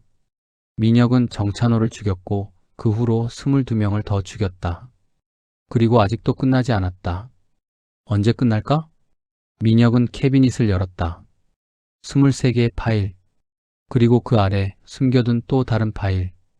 FIL이 24. 예비. 민혁은 그 파일을 꺼냈다. 아직 이름은 적지 않았다. 사진도 없었다. 하지만 그는 알고 있었다. 다음 타깃이 누구인지. 윤지수. 그녀는 너무 가까이 왔다. 23건의 진실을 알았다. 증거를 찾고 있었다. 시간 문제였다. 제거해야 한다. 민혁은 파일에 펜을 댔다. 그리고 이름을 쓰려 했다. 윤지수. 하지만 그의 손이 멈췄다. 펜 끝에서 잉크가 번졌다. 민혁은 펜을 내려놓았다. 안 돼. 그는 중얼거렸다. 이건 넘지 말아야 할 선이야. 윤지수는 범죄자가 아니었다. 그녀는 단지 자신의 일을 하고 있을 뿐이었다. 진실을 찾고 정의를 실현하는 민혁이 23명을 죽인 이유와 같은. 젠장. 민혁은 파일을 찢어버렸다. 조각들이 바닥에 흩어졌다. 그는 주저앉아 머리를 감출다. 난 뭘 하고 있는 거야. 주머니에서 수아의 사진을 꺼냈다. 7세 웃고 있는 얼굴. 수아야. 아빠가 괴물이 된 것 같아. 사진 속 아이는 대답하지 않았다. 민혁은 사진을 가슴에 안고 바닥에 누웠다. 천장을 올려다보았다. 거기에는 아무것도 없었다. 텅 빈 하얀 천장. 그리고 그는 깨달았다. 수아는 이미 떠났다는 것을. 10년 전에. 그리고 지금 여기 있는 건 수아가 아니라 민혁 자신의 죄책감과 복수심뿐이라는 것을. 미안해, 수아야. 민혁은 눈을 감았다. 아빠가 잘못했어. 제3부 1. 다음날 아침 강서경찰서. 민혁은 평소보다 30분 일찍 출근했다. 사무실은 아직 텅 비어 있었다. 그는 자신의 책상에 앉아 컴퓨터를 켰다. 그리고 23건의 사건 파일을 모두 열었다. 삭제하려 했다. 하지만 손가락이 움직이지 않았다. 그는 모니터를 응시했다. 23개의 폴더, 23명의 이름, 23번의 살인. 증거를 지운다고 해서 죄가 사라지는 건 아니었다. 민혁은 마우스를 내려놓았다. 그리고 서랍을 열었다. 거기에는 사직서 양식이 들어있었다. 그는 그것을 꺼내 펜을 들었다. 사직서. 성명 강민혁. 소속 강서경찰서 중대범죄수사팀. 사유 일신상의 이유로. 펜이 멈췄다. 일신상의 이유? 아니면 살인자이기 때문에? 민혁은 사직서를 구겨 쓰레기통에 버렸다. 도망치는 것도 답이 아니었다. 출근 빠르네. 뒤에서 목소리가 들렸다. 윤지수였다. 그녀는 커피 2잔을 들고 서 있었다. 감사관님, 하나 드릴까요? 괜찮습니다. 지수는 커피 한 잔을 민혁의 책상에 올려놓았다. 그리고 옆 의자에 앉았다. 강 형사님, 솔직하게 얘기합시다. 무슨 말씀이십니까? 당신은 23명을 죽였어요. 민혁은 대답하지 않았다. 지수가 계속 말했다. 증거는 아직 없어요. 하지만 패턴은 너무 명확해요. 모든 피의자가 당신 앞에서 죽었고 모든 사건이 너무 우연이었어요. 우연은 우연일 뿐입니다. 23번? 지수는 서류 봉투를 꺼내 책상에 올려놓았다. 박준식의 증언서예요. 어젯밤 받았어요. 민혁은 봉투를 열었다. 안에는 5장의 진술서가 들어있었다. 박준식의 육필로 작성된 것이었다. 강민혁 형사는 나에게 말했다. 너도 나랑 똑같다고. 그는 자신이 살인자라는 것을 인정했다. 23명을 죽였다고. 민혁은 진술서를 내려놓았다. 이건 거짓 증언입니다. 그렇게 주장하시겠죠. 하지만 배심원들은 어떻게 생각할까요? 증거가 없으면 소용없습니다. 지수는 미소 지었다. 증거를 찾았어요. 민혁의 눈빛이 흔들렸다. 뭘? 지수는 노트북을 꺼내 화면을 돌려 보였다. CCTV 영상이었다. 10년 전 정찬호 사건 당일 청담동 주차장. 영상에서 민혁의 차량이 정찬호의 차량에 접촉하는 장면이 보였다. 두 사람이 내렸다. 말다툼. 그리고 정찬호가 차량 뒤로 가는 동안 민혁이 차 밑으로 기어 들어가는 모습. 5초. 민혁이 일어났다. 손에 뭔가를 들고 있었다. 작은 공구. 니퍼였다. 영상이 끝났다. 민혁은 화면을 응시했다. 그의 얼굴은 창백했다. 이 영상은 폐기됐을 텐데요. 복구했어요. 국과수 디지털 포렌식 팀이. 어떻게? 당신이 10년 전에 삭제 요청한 CCTV 파일. 경찰 데이터베이스에서 실수로 삭제된 것으로 기록돼 있더군요. 하지만 백업 서버에는 남아 있었어요. 지수는 노트북을 닫았다. 강민혁 형사, 이제 끝입니다. 민혁은 커피를 들어 마셨다. 손이 떨렸다. 컵이 달그락거렸다. 그는 커피를 내려놓고 지수를 똑바로 쳐다보았다. 감사관님. 네. 제가 질문 하나 해도 될까요? 말씀하세요. 감사관님은 정의가 뭐라고 생각하십니까? 지수는 잠시 침묵했다. 법의 집행. 법이 틀렸다면요? 법은 틀리지 않아요. 아니. 민혁이 고개를 저었다. 법은 자주 틀립니다. 정찬호는 제 딸을 죽이고도 무죄 판결을 받았어요. 박성민은 12명의 아이를 성폭행하고도 풀려났어요. 법이 그들을 보호했어요. 그래도 당신이 판사가 될 순 없어요. 그럼 누가 됩니까? 그 아이들은 누가 보호합니까? 지수는 대답하지 않았다. 민혁이 계속 말했다. 23명. 제가 죽인 사람들. 전부 법이 놓친 범죄자들이었어요. 강간범, 살인마, 아동학대범. 그들은 증거 불충분으로, 기술적 하자로, 변호사의 교묘한 논리로 풀려났어요. 그래도 살인은 살인이에요. 맞습니다. 민혁이 고개를 끄덕였다. 저는 살인자입니다. 인정합니다. 지수의 눈이 커졌다. 지금 자백하는 겁니까? 네. 민혁은 일어섰다. 그리고 양손을 앞으로 내밀었다. 강민혁 살인 23건으로 자수합니다. 2. 30분 후 조사실. 민혁은 철제 의자에 앉아 있었다. 수갑은 채워지지 않았다. 아직은. 테이블 맞은편에는 지수와 동식이 앉아 있었다. 동식의 얼굴은 충격으로 일그러져 있었다. 민혁아, 진짜야? 내가 23명을? 민혁은 고개를 끄덕였다. 진짜입니다, 형. 미쳤어? 왜 그런 짓을? 복수였어요. 동식은 책상을 쾅 쳤다. 복수? 복수가 뭐가 대수야? 넌 경찰이잖아. 법을 지켜야 할 사람이. 법이 지키지 못했어요, 형. 수아를, 그 12명의 아이들을. 법은 무력했어요. 동식은 대답하지 못했다. 그는 고개를 떨구고 한숨을 쉬었다. 지수가 녹음기를 켰다. 2025년 12월 20일 오전 10시 15분. 피의자 강민혁에 대한 조사를 시작합니다. 강민혁, 당신은 23건의 살인을 자백했습니다. 맞습니까? 네.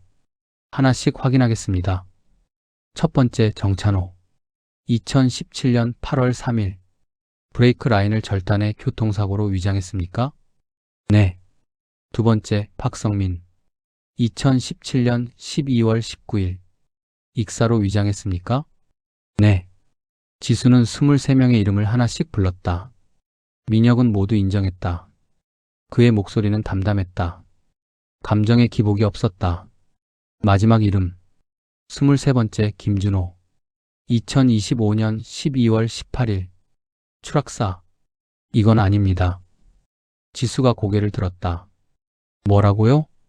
김준호는 제가 죽인 게 아닙니다. 정말 사고였어요. 하지만 당신이 그 상황을 유도했죠? 그렇습니다.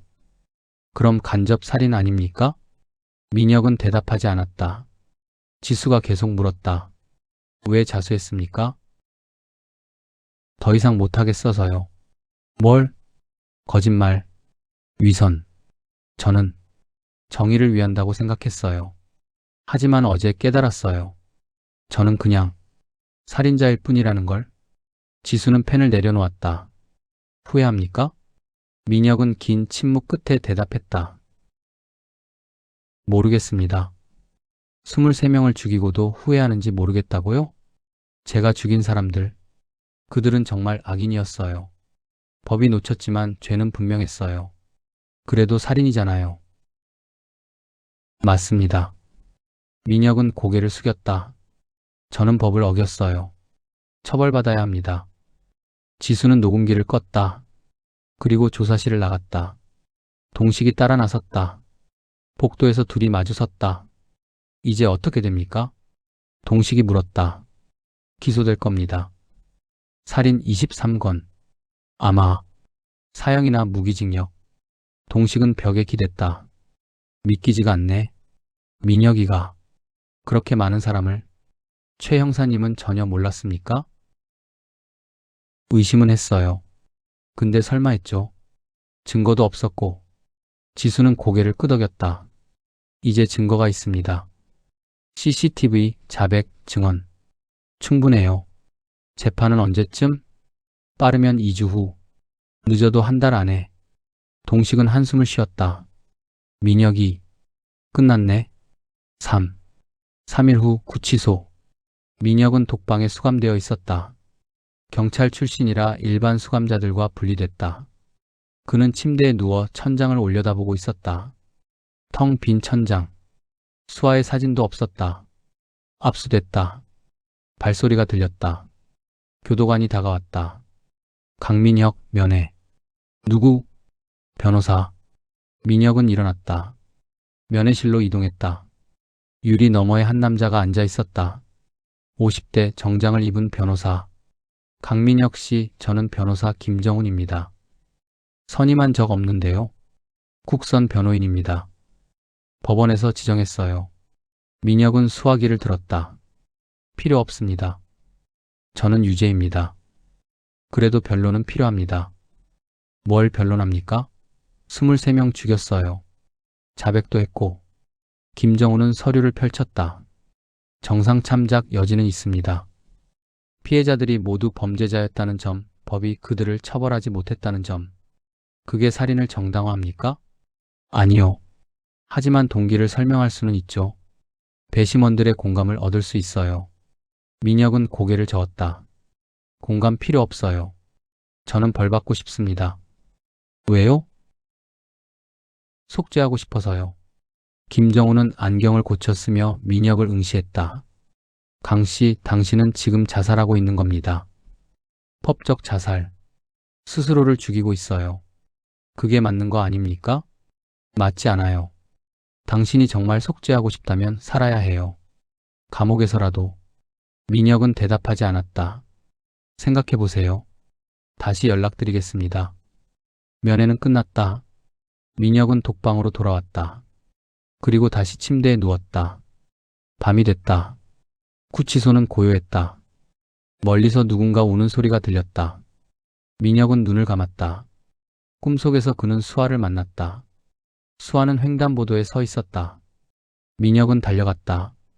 수아야. 수아가 돌아봤다. 하지만 얼굴이 없었다. 텅 빈 공간. 민혁은 비명을 질렀다. 깼다. 온몸이 식은땀으로 젖어 있었다. 민혁은 벽에 기대어 숨을 몰아쉬었다. 수아야. 미안해. 2주 후 서울중앙지방법원. 강민혁의 첫 공판이 열렸다. 방청석은 기자들과 시민들로 가득 찼다. 검거율 100% 형사의 추락이라는 제목으로 언론이 대서특필했다. 민혁은 피고석에 앉아 있었다. 재소자복을 입고 수갑을 찬 채. 그의 얼굴은 2주 사이에 더 수척해졌다. 판사가 입장했다. 60대 여성 판사, 엄격한 인상. 피고인 강민혁, 일어서십시오. 민혁이 일어섰다. 피고인은 살인 23건으로 기소됐습니다. 검사, 기소 내용을 낭독하십시오. 검사가 일어섰다. 40대 남성, 날카로운 눈빛. 피고인 강민혁은 2017년 8월부터 2025년 12월까지 총 23명을 살해했습니다. 피해자들은 정찬호, 박성민, 김대호. 23개의 이름이 법정에 울려 퍼졌다. 방청객들이 웅성거렸다.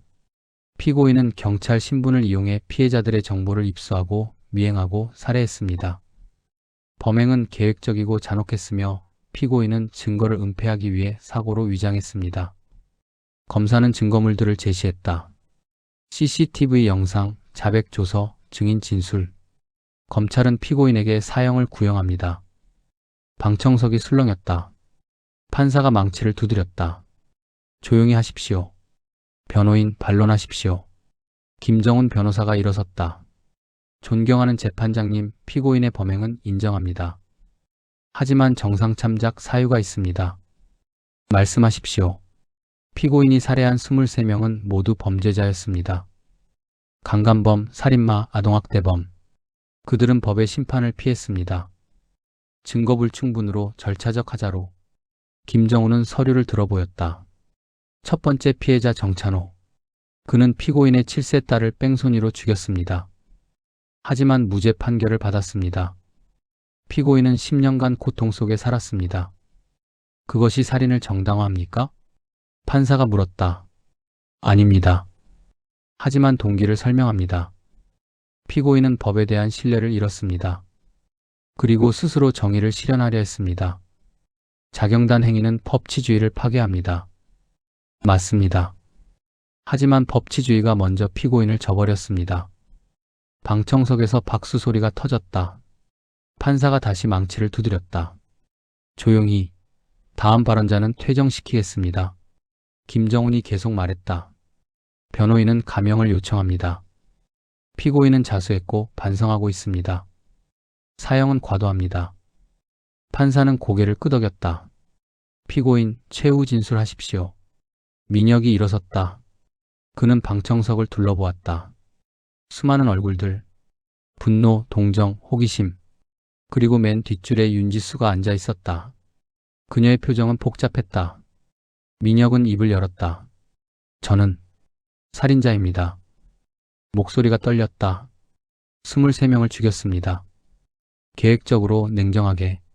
저는 제 행동을 정당화하지 않겠습니다. 민혁은 숨을 들이마셨다. 하지만 한 가지만 말하고 싶습니다. 제가 죽인 사람들, 그들도 살인자였습니다.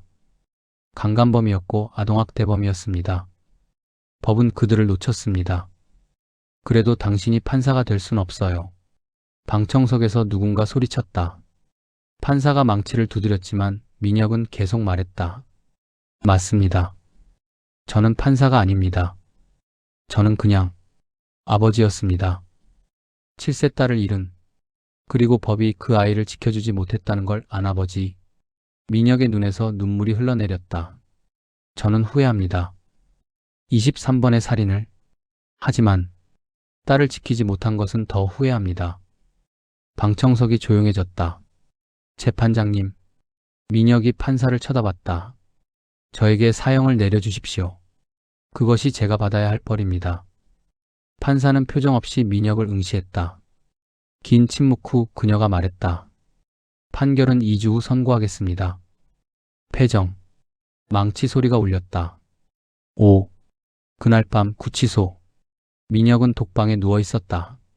공판의 긴장감이 풀리자 온몸에 피로가 밀려왔다. 그는 눈을 감았다. 발소리가 들렸다. 교도관이 아니었다. 더 가벼운 여성의 발소리. 민혁은 눈을 떴다. 철창 너머에 윤지수가 서 있었다. 감사관님? 면회 시간은 끝났지만 특별 허가 받았어요. 지수는 의자를 가져와 앉았다. 철창을 사이에 두고 두 사람이 마주 앉았다. 왜 오셨습니까? 할 말이 있어서요. 뭔데요? 지수는 잠시 침묵했다. 그리고 조용히 말했다. 저도 비슷한 경험이 있어요. 민혁이 고개를 들었다. 무슨?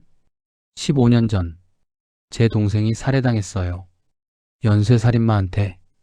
민혁은 아무 말도 하지 못했다. 범인은 잡혔어요. 증거도 충분했고. 근데 변호사가 정신질환을 주장했어요. 그리고 법원은 감형했어요. 무기징역이 아니라 징역 15년. 지수의 목소리가 떨렸다. 15년. 제 동생 목숨값이 15년이었어요. 그래서 민혁이 말했다. 그래서 저를 잡으려 한 겁니까? 아니요. 지수가 고개를 저었다. 그래서 당신을 이해하려 한 거예요. 당신의 분노를, 복수심을, 왜 23명을 죽였는지 이해했습니까? 아직도 모르겠어요. 지수는 민혁을 똑바로 쳐다봤다. 제 동생을 죽인 사람. 그는 10년 후 출소했어요. 저는 그를 만났어요. 감옥 앞에서. 죽였습니까? 아니요. 지수가 고개를 저었다. 죽이고 싶었어요. 매일 꿈꿨어요. 그의 목을 조르는 꿈을. 근데 못했어요. 왜요? 그럼 저도 그와 같아지니까. 민혁은 아무 말도 하지 못했다. 강민혁 형사님. 지수가 일어섰다. 당신은 괴물이 되지 말았어야 했어요. 괴물과 싸우기 위해 괴물이 될 필요는 없었어요. 이미 늦었습니다. 알아요. 지수는 돌아서서 걸어갔다. 그리고 문 앞에서 멈춰 뒤돌아봤다. 그래도 당신의 고통은 이해해요. 진심으로. 그녀는 떠났다. 민혁은 혼자 남았다. 그는 벽에 기대어 고개를 숙였다. 괴물. 그는 중얼거렸다. 맞아. 나는 괴물이야. 2주 후 선고 공판. 법정은 다시 사람들로 가득 찼다. 민혁은 피고석에 앉아 있었다. 그의 얼굴은 한층 더 야위었다. 판사가 입장했다. 모두 일어섰다. 피고인 강민혁, 일어서십시오. 민혁이 일어섰다. 판사는 판결문을 펼쳤다. 그리고 읽기 시작했다. 피고인은 2017년부터 2025년까지 23명을 살해했습니다. 범행은 계획적이고 잔혹했으며 피고인은 경찰 신분을 남용했습니다. 방청석이 조용했다. 모두 숨을 죽이고 있었다. 변호인은 피해자들이 범죄자였다는 점을 정상참작 사유로 들었습니다. 재판부는 이를 일부 인정합니다. 웅성거림이 일었다. 하지만 판사의 목소리가 높아졌다. 그것이 살인을 정당화할 수는 없습니다. 법치국가에서 개인이 판사와 집행자가 될 수 없습니다. 판사는 민혁을 똑바로 쳐다봤다. 피고인 강민혁, 당신은 정의를 추구했다고 주장합니다. 하지만 당신이 한 것은 복수일 뿐입니다. 정의와 복수는 다릅니다. 민혁은 고개를 숙였다. 따라서 재판부는 판사가 판결문을 들었다. 피고인 강민혁에게 무기징역을 선고합니다. 쾅! 망치 소리가 울렸다. 방청석에서 환호와 야유가 동시에 터져나왔다. 어떤 이들은 박수를 쳤고 어떤 이들은 항의했다. 사형이야. 저놈 사형시켜야지. 아니야. 그는 영웅이야. 판사가 망치를 연달아 두드렸다. 조용히 하십시오. 질서를 지키십시오. 민혁은 움직이지 않았다. 그는 단지 서 있을 뿐이었다. 무기징역, 평생 감옥. 그것이 그의 운명이었다. 교도관들이 다가와 민혁의 팔을 잡았다. 그를 끌고 가려 했다. 하지만 민혁은 한 번 뒤를 돌아봤다. 방청석 맨 뒷줄. 윤지수가 앉아 있었다. 그녀는 울고 있었다. 왜인지는 알 수 없었다. 민혁은 고개를 숙이고 법정을 나갔다. 7. 3개월 후 서울구치소. 민혁은 일반 수감동으로 옮겨졌다. 독방이 아니라 8인실. 다른 재소자들과 함께 생활했다. 처음에는 적응이 힘들었다. 경찰 출신이라 다른 재소자들이 적대했다. 싸움도 몇 번 있었다. 하지만 시간이 지나며 상황은 나아졌다. 민혁은 교도소 도서관에서 일했다. 책을 정리하고 대출하고 재소자들에게 추천했다. 그는 많은 책을 읽었다. 철학, 종교, 법학, 특히 한 권의 책이 그의 마음을 사로잡았다. 죄와 벌 마이너스 도스토옙스키. 주인공 라스콜리코프. 그는 늙은 전당포 주인을 죽인다. 그녀가 악인이라는 이유로. 하지만 살인 후 그는 고통받는다. 죄책감에. 그리고 결국 자수한다. 민혁은 자신을 보는 것 같았다. 어느 날 면회 신청이 들어왔다. 민혁은 면회실로 갔다. 유리 너머에 앉아있는 사람은 동식이었다. 형. 민혁은 수화기를 들었다. 동식도 수화기를 들었다. 그의 얼굴은 많이 늙어 있었다. 오랜만이다. 네. 잘 지내냐? 그럭저럭요. 동식은 한숨을 쉬었다. 야, 솔직히 아직도 믿기지가 않아. 내가 23명을? 미안해요, 형. 뭐가 미안해? 나한테 미안할 게 뭐야? 동식은 눈을 붉혔다. 나도 내 딸 일 알아. 그때 정말 안 됐다고 생각했어. 근데 설마 내가 그 정도까지. 형도 비슷한 상황이었으면 어떻게 했을 것 같아요? 동식은 대답하지 못했다. 긴 침묵 후 그가 말했다. 모르겠어. 근데 한 가지는 확실해. 뭔데요? 너는 잘못했어. 민혁아. 아무리 그래도 23명은 너무 많아. 민혁은 고개를 끄덕였다. 알아요. 동식은 가방에서 봉투를 꺼냈다. 교도관에게 전달 요청했다. 교도관이 받아 민혁에게 건넸다. 민혁은 봉투를 열었다. 안에는 사진 한 장이 들어있었다. 수아의 사진. 7세, 앞니 2개 빠진 채 웃고 있는 그 사진. 민혁의 손이 떨렸다.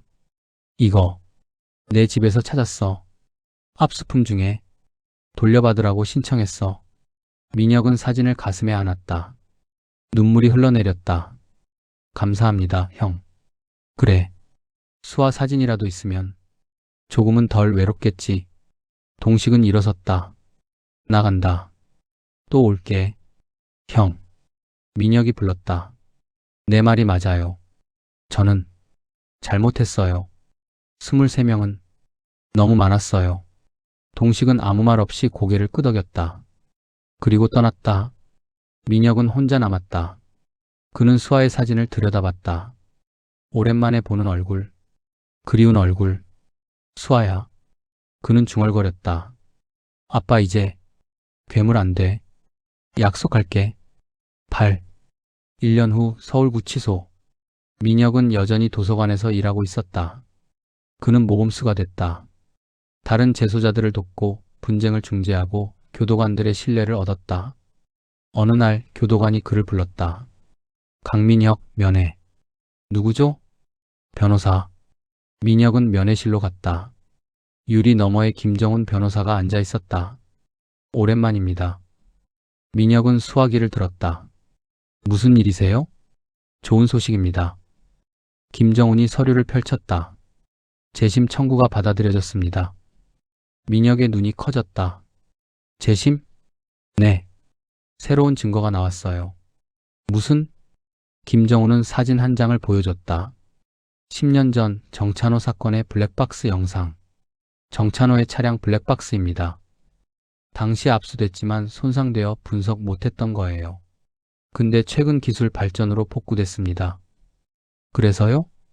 영상에 실제 운전자가 찍혔어요. 정찬호가 아니었습니다. 민혁의 얼굴이 창백해졌다. 뭐라고요? 조수석에 여자가 타고 있었어요. 그녀가 핸들을 잡았어요. 정찬호는 술에 취해 조수석에서 자고 있었고, 김정훈은 다른 서류를 꺼냈다. 그 여자 이름은 한지은. 정찬호의 당시 애인이었어요. 그녀가 실제 운전자였습니다. 민혁은 수화기를 떨어뜨릴 뻔했다. 그럼 정찬호는 무고했습니다. 김정훈의 말에 민혁의 세계가 무너졌다. 그는 애인을 감싸려고 자신이 운전했다고 거짓 진술했어요. 하지만 증거 불충분으로 무죄가 됐죠.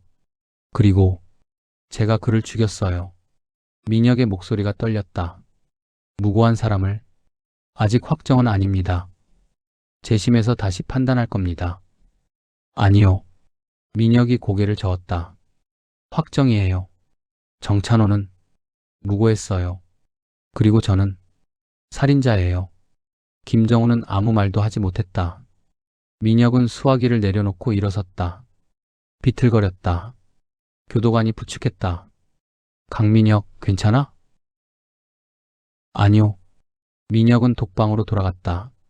그리고 침대에 쓰러졌다. 무고한 사람. 정찬호는 무고했다. 민혁의 첫 번째 살인. 모든 것의 시작. 그것은 실수였다. 아니, 실수가 아니었다. 살인이었다. 무고한 사람에 대한. 민혁은 베개를 움켜쥐고 울었다. 소리내어 처절하게. 수아야. 미안해. 아빠가. 밤새 그는 울었다. 9. 6개월 후 재심 공판. 법정은 다시 사람들로 가득 찼다. 민혁은 피고석에 앉아 있었다. 그의 얼굴은 생기를 잃었다. 판사가 블랙박스 영상을 재생했다. 화면에 정찬호의 차량 내부가 보였다. 운전석에는 여자가 앉아 있었다. 한지은. 그녀가 핸들을 잡고 있었다. 조수석에는 정찬호가 기대어 자고 있었다. 영상이 끝났다. 판사가 말했다. 증거 검토 결과 정찬호는 실제 운전자가 아니었습니다. 따라서 뺑소니범도 아니었습니다. 방청석이 술렁였다. 피고인 강민혁은 무고한 사람을 살해했습니다. 판사는 민혁을 쳐다봤다. 변호인, 변론하십시오. 김정훈이 일어섰다. 재판장님, 피고인은 당시 정찬호가 범인이라고 확신했습니다. 법원도 그를 기소했고요. 하지만 증거가 달랐습니다. 당시에는 알 수 없었습니다. 블랙박스가 손상됐으니까요. 판사는 고개를 저었다. 그래도 피고인은 법의 판결을 기다려야 했습니다. 스스로 판사가 되어선 안 됐습니다. 김정훈은 더 이상 말하지 못했다. 피고인, 최후 진술하십시오. 민혁이 일어섰다. 그는 방청석을 둘러봤다. 그리고 입을 열었다. 저는 무고한 사람을 죽였습니다. 목소리가 갈라졌다. 정찬호. 그는 범인이 아니었습니다. 그런데 저는 그를 죽였어요. 복수라는 이름으로. 민혁은 눈물을 닦았다. 저는 처음부터 틀렸습니다. 정의를 추구한다고 생각했지만 저는 그냥 살인자였습니다. 23명을 죽였고 그중 적어도 1명은 무고했습니다. 혹시 다른 사람들도? 판사가 물었다. 모르겠습니다. 민혁이 고개를 숙였다. 22명도 정말 유죄였는지 이제는 확신할 수 없습니다. 방청석이 조용해졌다. 재판장님, 민혁이 판사를 쳐다봤다. 저에게 사형을 내려주십시오. 제발. 판사는 표정 없이 판결문을 펼쳤다. 피고인 강민혁, 당신은 무고한 사람을 살해했습니다. 이는 용서받을 수 없는 죄입니다. 쾅. 따라서 재판부는 기존 무기징역 판결을 파기하고 피고인에게 사형을 선고합니다. 방청석이 폭발했다. 환호, 야유, 울음. 민혁은 아무 반응이 없었다. 그는 단지 고개를 숙이고 서 있을 뿐이었다. 사형. 그것이 그의 최후였다. 10. 에필로그. 2년 후 사형 집행일. 민혁은 사형수 독방에서 마지막 시간을 보내고 있었다. 그는 수아의 사진을 들여다보고 있었다. 수아야. 그는 중얼거렸다. 아빠 이제 내 곁으로 가. 근데 아빠 용서받을 수 있을까? 사진 속 아이는 웃고 있었다. 발소리가 들렸다. 교도관이 다가왔다. 강민혁, 시간입니다. 민혁은 일어섰다. 수아의 사진을 마지막으로 한번 보고 주머니에 넣었다. 교도관들이 그를 호송했다. 긴 복도. 형장으로 가는 길. 형장 문이 열렸다. 안에는 주사대가 준비되어 있었다. 약물 주사. 한국의 사형 방식. 민혁은 주사대에 누웠다. 팔이 고정됐다. 집행관이 다가왔다. 그리고 물었다. 마지막 유언 있습니까? 민혁은 천장을 올려다봤다. 텅 빈 하얀 천장. 미안합니다. 23명에게, 특히 정찬호에게. 집행관은 고개를 끄덕였다. 그리고 주사기를 들었다. 집행합니다. 바늘이 팔에 꽂혔다. 차가운 액체가 혈관을 타고 흘러들어왔다. 민혁은 눈을 감았다. 그리고 그는 꿈을 꾸었다. 횡단보도. 수아가 서 있었다. 민혁은 달려갔다. 수아야. 이번에는 손이 닿았다. 그는 수아의 손을 잡았다. 수아가 돌아봤다. 얼굴이 있었다. 환하게 웃고 있었다. 아빠. 수아야. 미안해. 괜찮아, 아빠. 수아가 미소 지었다. 아빠는 잘못했지만 사랑했잖아. 나를. 민혁은 울었다. 응. 아빠는 너를 너무 사랑했어. 나도 알아. 수아는 민혁의 손을 잡아당겼다. 이제 가자, 아빠. 같이. 어디로? 저쪽. 수아가 가리킨 곳에는 빛이 있었다. 따뜻하고 부드러운 빛. 민혁과 수아는 손을 잡고 걸어갔다. 빛 속으로. 그리고 심전도가 일직선이 됐다. B. 강민혁 사망. 3주 후 신문 기사. 검거율 100% 형사 강민혁 사형 집행. 23명 살해. 그중 1명은 무고. 법과 정의, 그 경계에서 추락한 한 남자의 비극. 기사 본문. 강민혁 전 형사가 지난 화요일 사형이 집행됐다. 그는 2017년부터 2025년까지 23명을 살해한 혐의로 유죄 판결을 받았다. 특히 첫 번째 피해자 정찬호는 실제 범인이 아니었던 것으로 밝혀져 충격을 줬다. 전문가들은 강민혁 사건은 자경단 행위의 위험성을 보여주는 사례라고 평가했다. 한편 피해자 유족들의 반응은 엇갈렸다. 일부는 정의가 실현됐다고 환영했지만 정찬호의 유족은 2번 죽었다며 분노했다. 강민혁의 마지막 유언은 미안하다였다고 전해진다. 그로부터 10년 후 윤지수는 서울지방경찰청 청문감사 담당관이 됐다. 그녀는 경찰 내 부패를 척결하고 자경단 행위를 막는 데 평생을 바쳤다. 그녀의 책상 서랍에는 한 장의 사진이 보관되어 있었다. 강민혁과 그의 딸 수아. 둘이 함께 웃고 있는 사진. 지수는 가끔 그 사진을 꺼내 들여다봤다. 당신은 틀렸어요, 강 형사님. 그녀는 중얼거렸다. 하지만 당신의 고통은 이해해요. 사진을 도로 넣고 그녀는 다시 일을 시작했다. 법을 지키는 일, 정의를 실현하는 일, 강민혁이 하지 못한 그 일, 정의와 복수, 법과 감정. 그 경계는 때로 너무 가까워 혼란스럽다. 강민혁은 그 경계를 넘었다. 그리고 괴물이 됐다. 그의 이야기는 우리에게 묻는다. 만약 법이 당신을 지키지 못한다면 당신은 어떻게 하겠습니까? 복수는 정의가 될 수 있습니까? 정의를 위해서라면 당신은 얼마나 멀리 갈 수 있습니까? 답은 각자의 몫이다. 하지만 한 가지는 분명하다. 복수는 끝이 없다. 시작하는 순간 당신도 괴물이 된다.